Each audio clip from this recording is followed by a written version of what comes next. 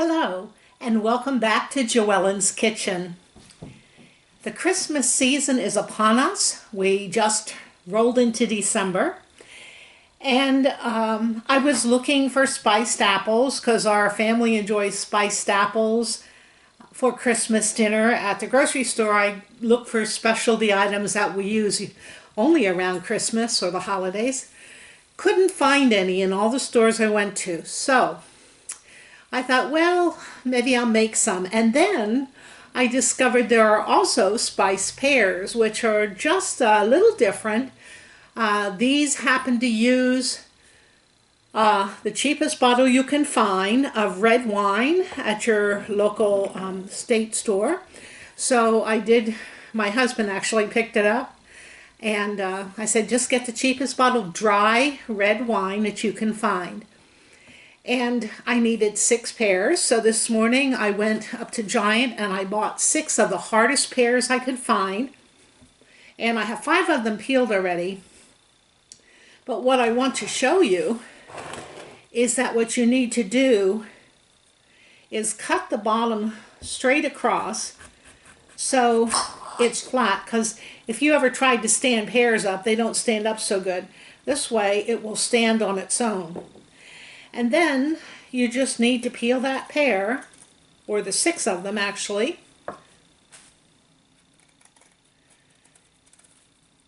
So bear with me while I'm doing this. And I'm just going to tell you basically about the process. We're going to cook these in the red wine, adding 2 cups of water, 2 cinnamon sticks, 3 cloves. I'm just looking around here. Oh, and if you have a vanilla bean, you can use the seeds and the pod of the vanilla bean. If not, a teaspoon of vanilla will do. But, you know, it kind of looks nice to have the beans in there. I don't have a bean, so I'm just going to use the regular vanilla and a 1/2 cup of brown sugar. So that's really all the ingredients you need to gather. It's not a very big list and it's not a hard list. Most of it you probably have. I don't know about the wine. I'm not a drinker at all, quite frankly. But when you cook with wine, the alcohol will disappear.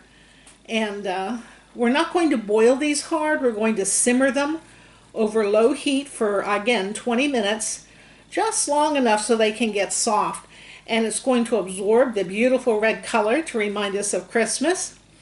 And they are best if you can serve them warm and fresh. However, they will store in the juice for 2 weeks in your refrigerator. People always ask me, how long can I keep this in my refrigerator? Well, the recommendation is 2 weeks.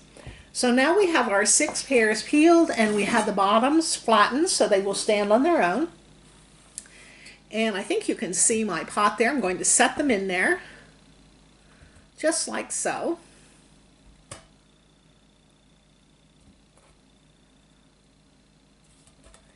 And the one will go in the middle.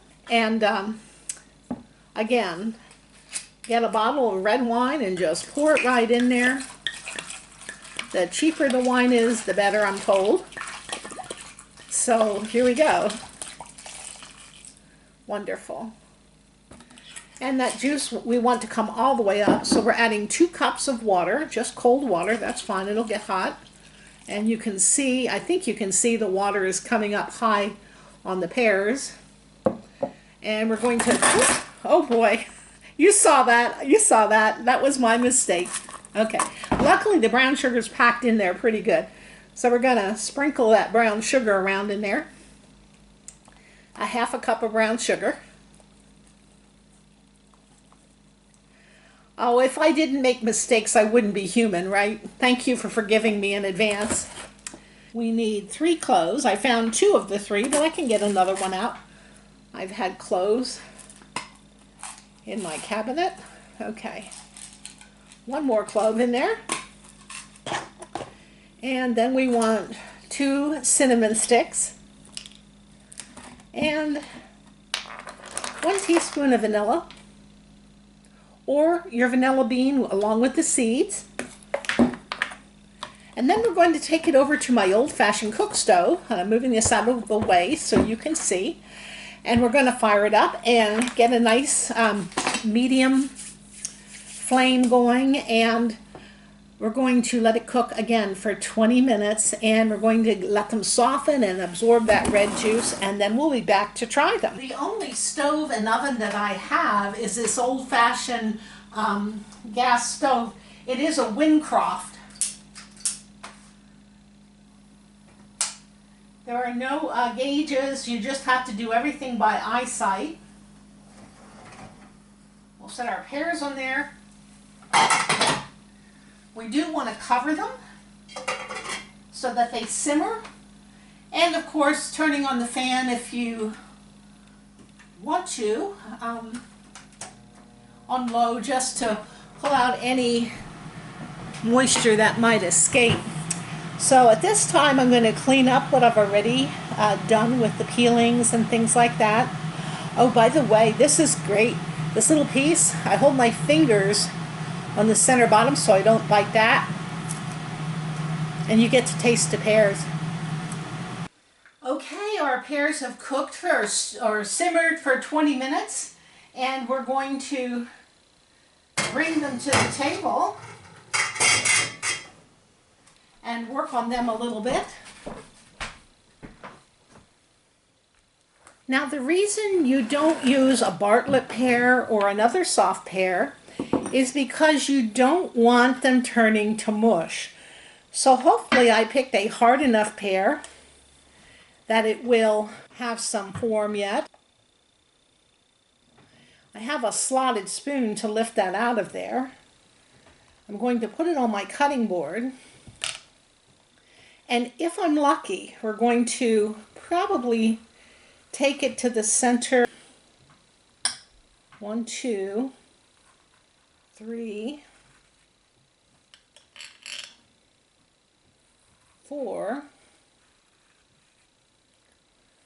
and then 6. Obviously, you can just cut them off of the core and serve them that way. But if you want to get just a little bit fancy, you can cut it in there and then just go around, stick your knife up the center a little bit next to the core,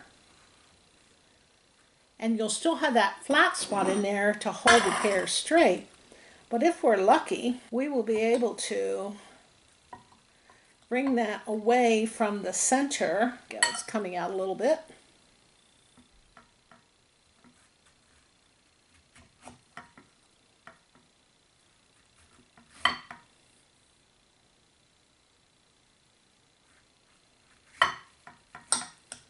There we go.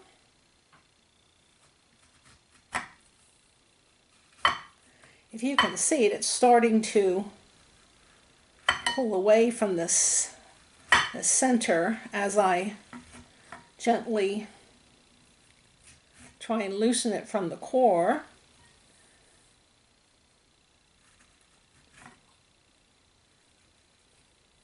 Oh yeah, we're getting there. There we go.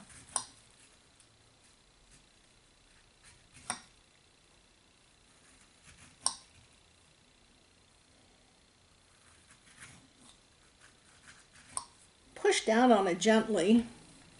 Sometimes you can get it to make a little curtsy of sorts. I don't know if you can see that with the... And you might have a few fall off, but you can always stick them back in there so it looks whole. And then you have a bit of a twist to it and a nice little vertical presentation. And the fact that 1 or 2 broke off doesn't really matter. You can kind of hide that because you just set them back in place. They won't all fall off. And so now you have your pear, and let's give it a try.